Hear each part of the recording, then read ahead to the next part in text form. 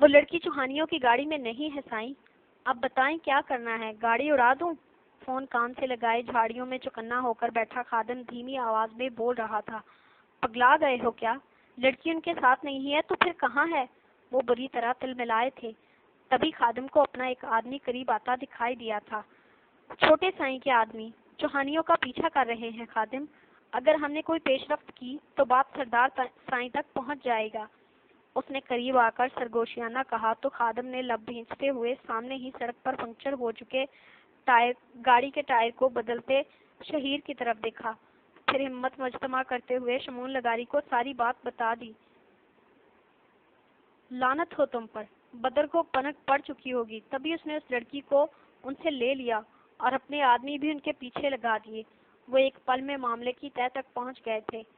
سائیں ہم نے تو خادم کے ہاتھوں کے طوطے اڑ گئے تھے۔ بکواس بند کرو بیوقوف، تم سے پہلے وہ اس لڑکی تک پہنچ گیا، اگر تم نے سمجھداری کا مظاہرہ کیا ہوتا تو ایسا کبھی نہ ہوتا۔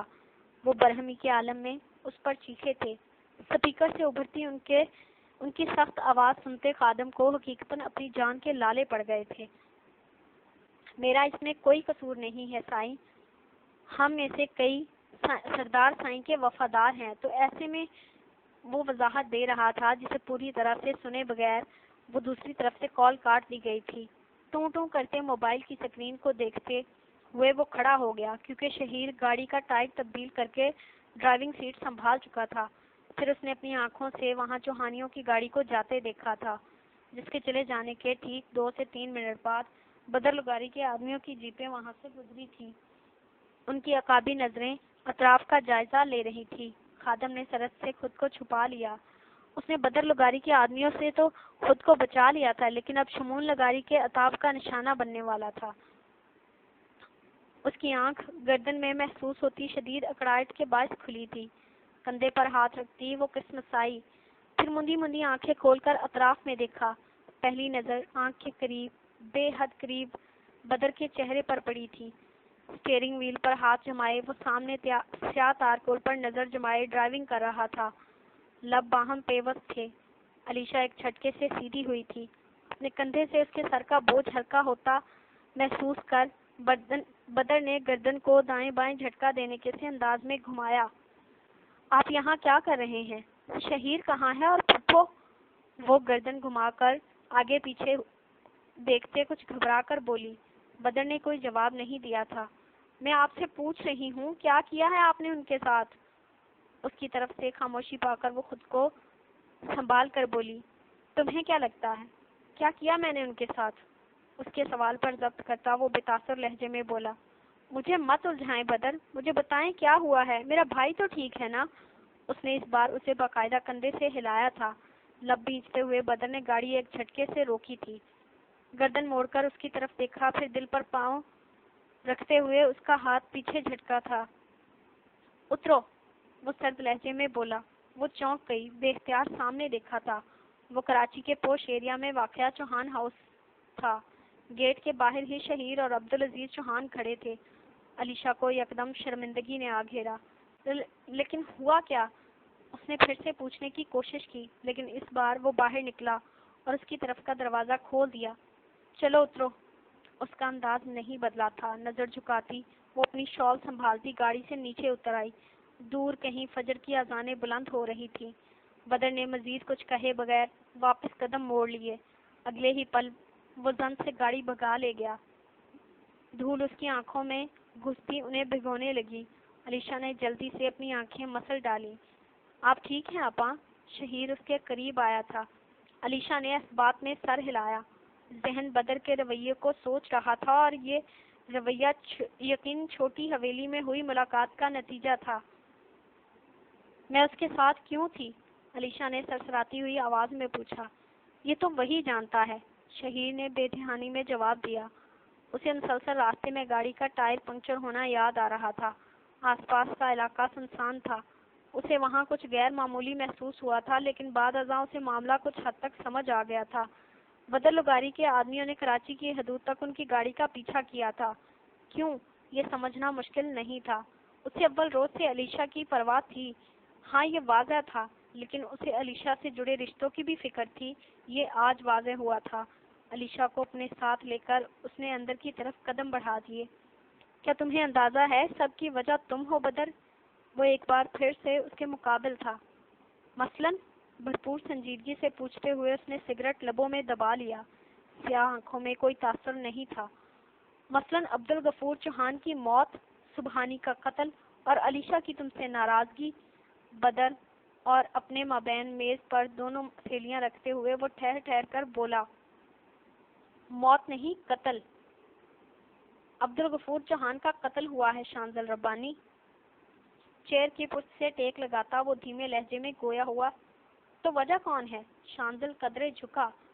وجہ کوئی بھی ہو، دو جانیں اس دشمنی کی نظر ہو چکی ہیں۔ مزید ہونے سے پہلے میں اس کتے کو زمین میں گاڑ دوں گا۔ سگریٹ کا دھواں فضا میں خارج کرتا وہ اسی انداز میں بولا۔ لبوں سے نکلے تلخ الفاظ کے برعکس اس کا لہجہ سرد تھا، بالکل برف جیسا۔ تم اتنے پرسکون کیسے ہو سکتے ہو بدر؟ شانزل کو اس کا انداز کھل رہا تھا۔ اس کے سوال پر بدر نے آنکھیں چھوٹی کرتے ہوئے اسے دیکھا۔ اگر تمہیں لگتا ہے کہ میں پرسکون ہوں تو پھر تم ابھی مجھے سمجھے ہی نہیں ہو شانزل ربانی، سنجیدگی سے کہتا وہ چیئر چھوڑ کر اٹھ کھڑا ہوا۔ چہرے کا تاثر معمولی ہرگز نہ تھا۔ تم کیا کرنے والے ہو؟ شانزل گھوم کر اس کے قریب آ گیا۔ تمہیں کیا لگتا ہے؟ پوچھتے ہوئے اس کی آنکھوں میں تمسخر امڑ آیا۔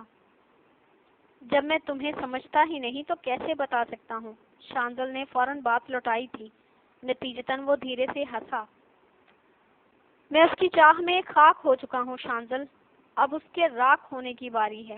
لفظ کیڑتا وہ بے درد لہجے میں گویا ہوا۔ تو تم یہ کیس لڑو گے؟ شانزل کے چہرے پر کچھ رونق آئی۔ اگر لڑا تو جیت نہیں پاؤں گا شانزل، کیونکہ اس کی ہار مجھے گوارا نہیں ہے، مدھم، بے حد مدھم آواز میں کہتے ہوئے اس نے سگریٹ ایسٹرے میں مسل دی۔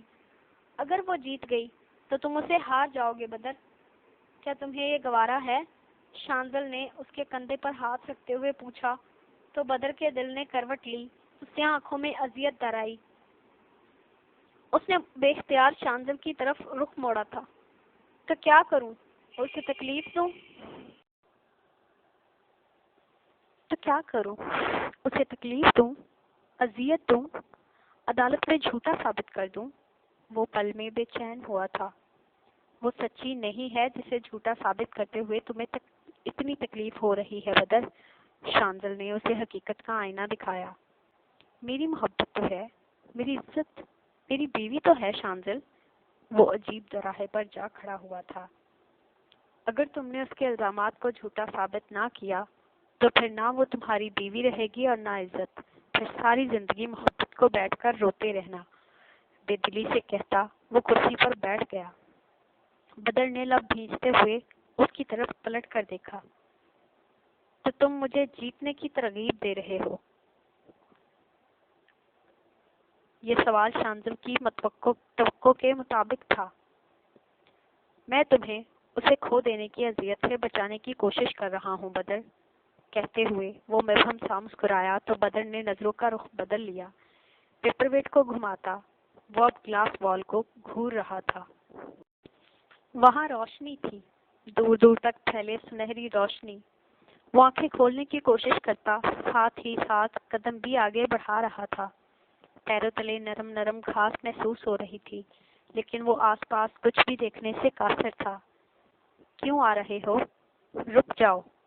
بھاری مردانہ آواز پر وہ چونک کر پلٹا، لیکن پیچھے بھی ویسی ہی روشنی تھی۔ کون ہیں آپ؟ خشک پڑتے لبوں پر زبان پھیرتے ہوئے اس نے پوچھا۔ جان کر کیا کرو گے؟ الٹا سوال پوچھا گیا تو عالم نے ایک بار پھر اطراف میں گردن گھمائی۔ مجھے سبحانی سے ملنا ہے۔ خود کو سنبھالتا وہ سنجیدگی سے بولا۔ کیا تم نہیں جانتے کہ وہ کہاں ہے؟ آواز کے ساتھ ساتھ اس بار قدموں کی آہٹ بھی محسوس ہوئی تھی۔ کوئی اس کی جانب آ رہا تھا۔ میں جانتا ہوں، لیکن میرا دل نہیں مانتا، کہتے ہوئے اسے اپنے حلق میں نمی گھلتی محسوس ہوئی۔ دل کو اللہ کے احکامات کے تابع بنا لو تو دل سب مان لیتا ہے، نرمی سے کہتے ہوئے انہوں نے اس کے کندھے پر ہاتھ رکھا۔ عالم کی آنکھیں چندیا سی گئیں۔ چاچو یہ آپ ہیں نا؟ بے تابانہ پوچھتے ہوئے اس نے ہاتھ مقابل کے چہرے کی طرف بڑھایا، لیکن وہ خلا میں ہو کر واپس آ گیا۔ چاچو، وہ چیخا، آنکھیں نم پڑ گئیں۔ وہاں خاموشی تھی، گہری خاموشی۔ چاچو، چاچو آپ ناراض ہیں نا؟ وہ آگے بڑھا، لیکن اس کے قدموں تلے زمین نہیں تھی۔ وہ ایک جھٹکے سے اٹھ کر بیٹھا، پورا وجود پسینے میں شرابور تھا۔ عالم نے بے اختیار پیشانی پر چپکے بال پیچھے کیے۔ مرحا جو عصر کی نماز ادا کر کے سلام پھیر رہی تھی، اس پر نظر پڑتے ہی فوراً اس کی جانب لپکی۔ سرکار آپ ٹھیک ہیں؟ اس کے کندھے پر ہاتھ رکھتی وہ جلدی سے بولی۔ اب آپ کیسا محسوس کر رہے ہیں؟ اس کا رخسار چھوڑتی وہ مزید بولی۔ آنکھوں میں نمی سی چمکنے لگی تھی۔ وہ پچھلے 2 دنوں سے بخار میں پھنک رہا تھا۔ سبحانی کی موت اس پر منتر مستعد وقار شاہ اور سندل بیگم کی علیحدگی نے اسے ذہنی طور پر بالکل مفلوج کر دیا تھا۔ وہ پورا مرد کھڑے قد سے ڈھہ گیا تھا۔ سرکار، آپ مجھے سن رہے ہیں نا؟ مرحا نے اس کی پیشانی پر ہاتھ کی پشت رکھتے ہوئے پریشانی کے عالم میں پوچھا تو عالم نے خالی خالی نظروں سے اس کی طرف دیکھا۔ دوپٹے کے حالے میں چمکتا اس کا ملی چہرہ اس کے جلتے دل پر پھوار سی برسا گیا۔ لب بھینچتے ہوئے اس نے اس بات میں سر ہلایا اور بہت آہستگی سے اس کے کندھے پر سر ٹکا دیا۔ مرحا کی آنکھوں سے 2 آنسو ٹوٹ کر گالوں پر پھسلے تھے۔ اللہ کا شکر ہے کہ آپ ہوش میں آ گئے، میری تو جان ہی نکل گئی تھی۔ اس کے سر کی پشت سہلاتی وہ بھرائی ہوئی آواز میں بولی تو خود کو سنبھالتا سیدھا ہوا۔ خود کو ہلکان نہیں کرو، میں برداشت نہیں کر سکتا۔ ہاتھ بڑھا کر اس کی بھیگی پلکیں صاف کرتا وہ نمی سے بولا تو مرحا نے ہولے سے مسکراتے ہوئے سر اس بات میں ہلایا۔ تبھی دروازے پر دستک ہوئی تھی۔ مرحا سرد سے اس سے دور ہوئی۔ اگلے ہی پل گلا کھنگارتے وہ اندر داخل ہوئے تھے۔ وقار عالم شاہ پر نظر پڑتے ہی اس کی بھویں تن گئی۔ طبیعت کیسی ہے اب تمہاری؟ اس کی جانب آتے وہ فکر مندانہ لہجے میں گویا ہوئے۔ جیسی بھی ہے، آپ کو پوچھنے کی ضرورت نہیں ہے۔ بیڈ سے اترتا وہ رکھائی سے بولا۔ اس کے درست انداز پر وہ کچھ حیران تھے، کچھ پریشان ہوتے اس کی طرف دیکھنے لگے۔ تم جانتے ہو کہ تم کیا کہہ رہے ہو؟ انہوں نے سنجیدگی سے پوچھا۔ میں آپ سے بات نہیں کرنا چاہتا بابا، چلے جائیں یہاں سے۔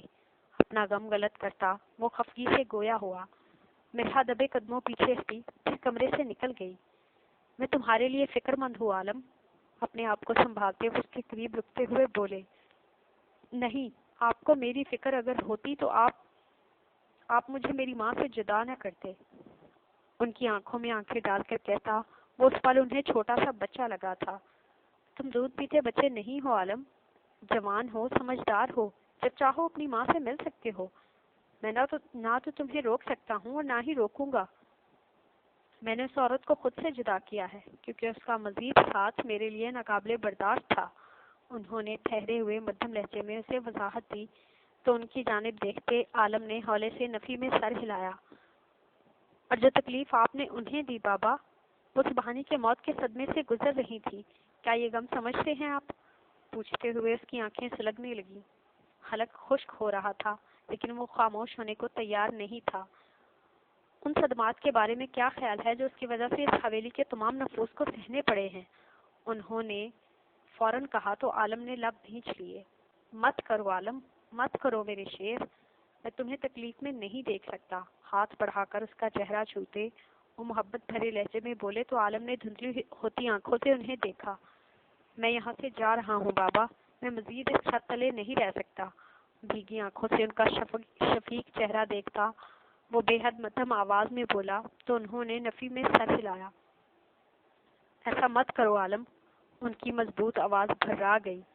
میرا دم گھٹ رہا ہے بابا، میں نہیں رہ سکتا، بے بسی کے شدید احساس تلے کہتا وہ رو پڑا تو وقار شاہ نے اسے کھینچ کر خود سے لگا لیا۔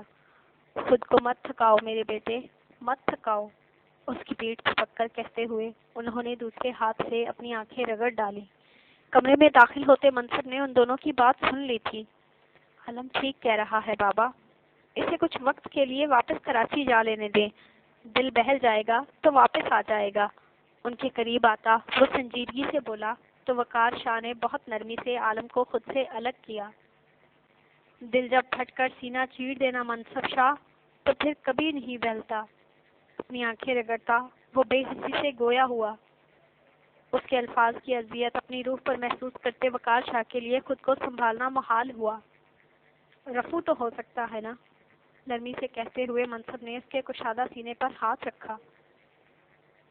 ہو جائے گا، وقت لگے گا پر ہو جائے گا، مزید کہتے ہوئے منصف نے اس کا سینے پر تھپکی سی دی تو عالم نے اس بات میں سر ہلایا۔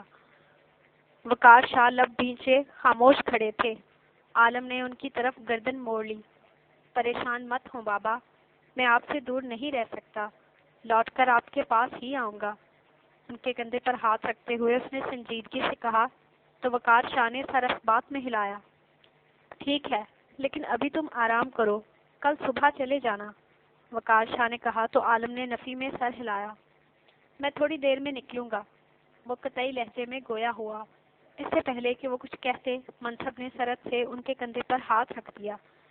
بابا مجھے آپ سے بات کرنی ہے، میرے ساتھ چلیے پلیز۔ اس نے موقع کی مناسبت سے انہیں سنبھالنے کی اپنی سی کوشش کی تو عالم پر ایک تعصب بھری نگاہ ڈال کر منصف کے ساتھ اس کے کمرے سے نکل گئے۔ ابھی وہ اپنے حواس میں نہیں ہے، آپ کی نہیں سنے گا، منصف کی دھیمی آواز اس کے کانوں میں پڑی تو لب بھینچتا وہ بیڈ پر بیٹھ گیا۔ دل خالی ہو رہا تھا۔ تم سے محروم جو ہوں، تم سے محروم جو ہوں، مجھے مرحوم لکھا جائے۔ دھندلی آنکھوں سے سرمئی آسمان کی وسطوں کو تکتی وہ ننگے پاؤں چلتی چلی جا رہی تھی۔ کندھے پر پڑی سیاہ شال کا پلو ایک جانب سے کچی مٹی کی سطح کو چھوتا گرد آلود ہو چکا تھا۔ مناسب فاصلہ طے کرتے ہی اس کے قدم تھم گئے۔ بھیگی نظروں کو جھکا کر سامنے نظر آتی مٹی کی ڈھیری کو دیکھا، پھر بہت آہستگی سے نیچے بیٹھ گئی۔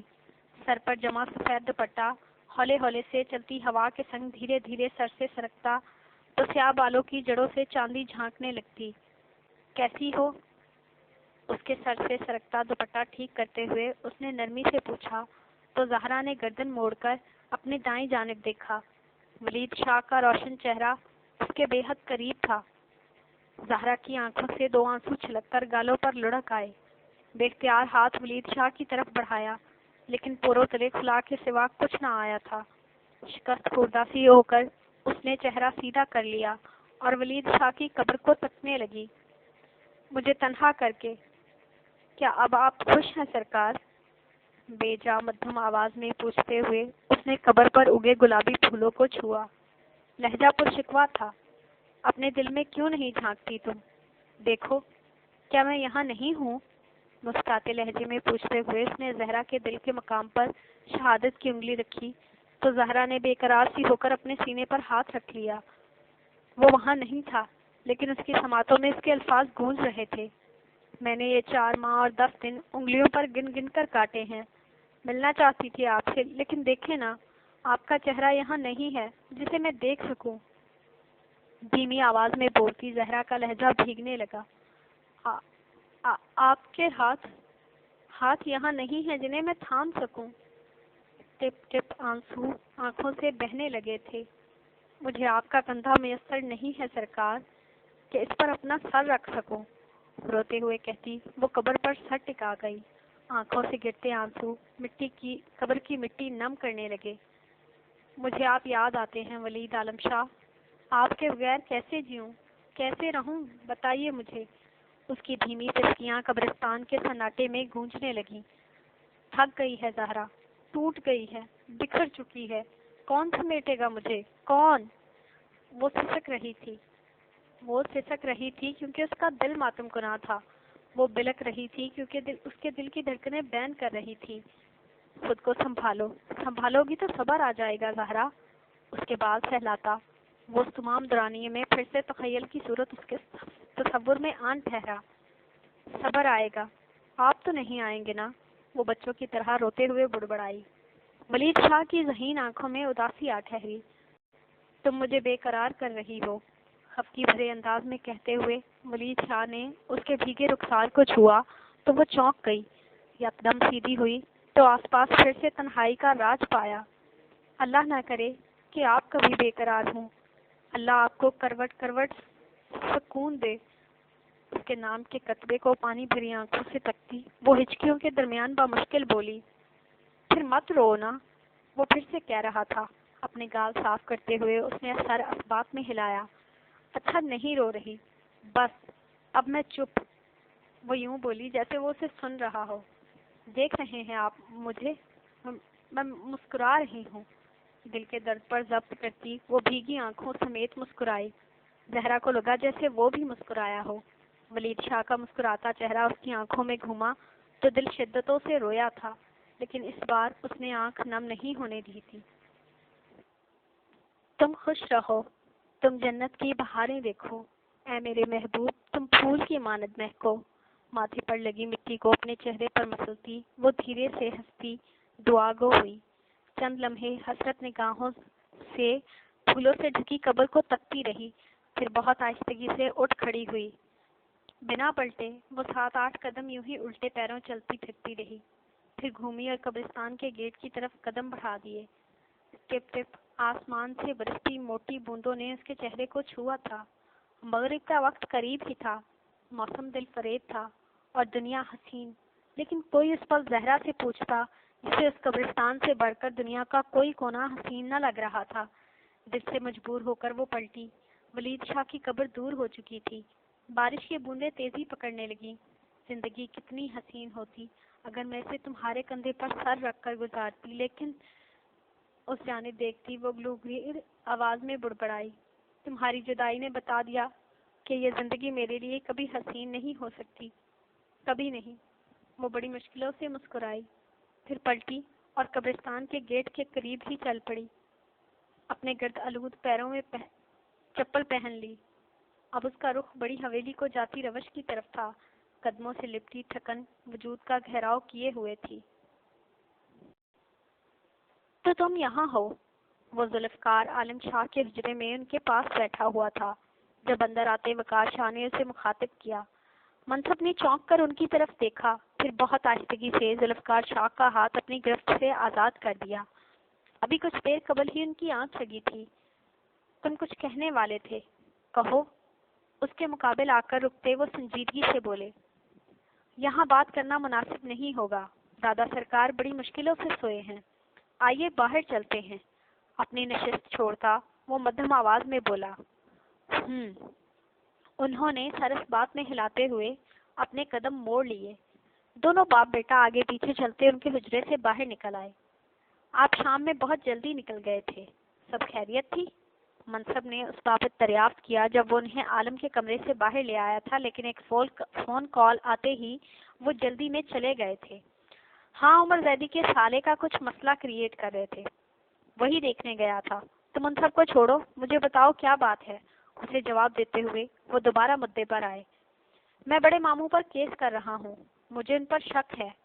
پشت پر ہاتھ باندھتے ہوئے اس نے سنجیدگی سے کہا تو ذوالفقار عالم شاہ کے چلتے قدم رک گئے۔ کیا مطلب ہے اس بات کا؟ انہوں نے باقاعدہ گردن موڑ کر پوچھا تھا۔ سبحانی کی موت ایکسیڈنٹ نہیں ہے، یہ قتل ہے، اور قاتل بڑے ماموں ہیں۔ پورے قد سے ان کی جانب گھومتا وہ ایک ایک لفظ پر زور دے کر بولا۔ ذوالفقار عالم شاہ کے چہرے کی رنگت پل میں بدلی تھی۔ وہ ایسا کیوں کرے گا؟ منصب کو ان کی آواز کیسی گہری کھائی سے آتی محسوس ہوئی۔ اس نے لمحہ بھر کو اپنی گردن جھکا لی۔ آپ جانتے تو ہیں کہ علیشا نے لگاریوں کے ظلم سے بچنے کے لیے گھر سے بھاگ کر نکاح کر لیا تھا، لیکن اس نے جس شخص سے نکاح کیا وہ اس کا یونیورسٹی ٹیچر تھا۔ وہ نہیں جانتی تھی کہ وہ شخص ہی بدر لگاری ہے۔ تمہید باندھتا وہ انہیں سب بتاتا چلا گیا۔ میں نے علیشا کو چھوٹے ماموں کے ساتھ جانے سے روک لیا تھا۔ چھوٹے ماموں کو بھی میں نے ہی سمجھایا تھا کہ وہ علیشا کو اپنے ساتھ نہ لے جائیں، ورنہ بڑے ماموں اسے مار دیں گے۔ اس نے وقار شاہ کو اس رات کی بابت بھی بتا دیا جب اس نے علیشا کی مرضی کے خلاف جا کر اسے بدر کے حوالے کیا تھا۔ تم یہ سب مجھے کیوں بتا رہے ہو؟ وقار شاہ نے الجھن بھرے انداز میں دریافت کیا۔ کیونکہ اسی رات کے بعد چھوٹے ماموں کی ڈیتھ ہو گئی تھی، اور وہ کوئی حادثہ نہیں تھا، بدر کا کہنا ہے کہ بڑے ماموں نے چھوٹے ماموں کو قتل کیا ہے کیونکہ چھوٹے ماموں نے ان کی بجائے علیشہ کی زندگی کو چنا۔ نہ صرف یہ بلکہ بڑے ماموں نے علیشہ کے دماغ میں یہ زہر بھی گھول دیا ہے کہ بدر نے ہی چھوٹے ماموں کا قتل کیا ہے، اسی لیے وہ اس سے طلاق مانگ رہی ہے۔ منصب نے کافی تحمل سے انہیں پوری بات سمجھائی۔ اور تم اس وڈیرے کا یقین کیوں کر رہے ہو؟ یہ بھی تو ہو سکتا ہے کہ اسی نے غفور کا قتل کیا ہو۔ وقار شاہ نے بھی پشت پر ہاتھ باندھ لیے۔ میں اس پر یقین نہ کرتا اگر سنجیدگی سے کہتا۔ وہ پل بھر کو رکا۔ اگلا مرحلہ آسان نہیں تھا۔ وہ یقیناً پورا سچ جاننے کے بعد اسے معاف کرنے والے نہیں تھے۔ اگر وقار شاہ کا سوال فوری تھا، اگر سبحانی زندہ رہتا۔ منصب نے جھکا سر مزید جھکا لیا۔ کیا بکواس کر رہے ہو؟ سبحانی کا اس سب سے کیا تعلق؟ اس کی شرٹ کو سینے کے پاس سے مٹھی میں جکڑتے وہ گھرائے۔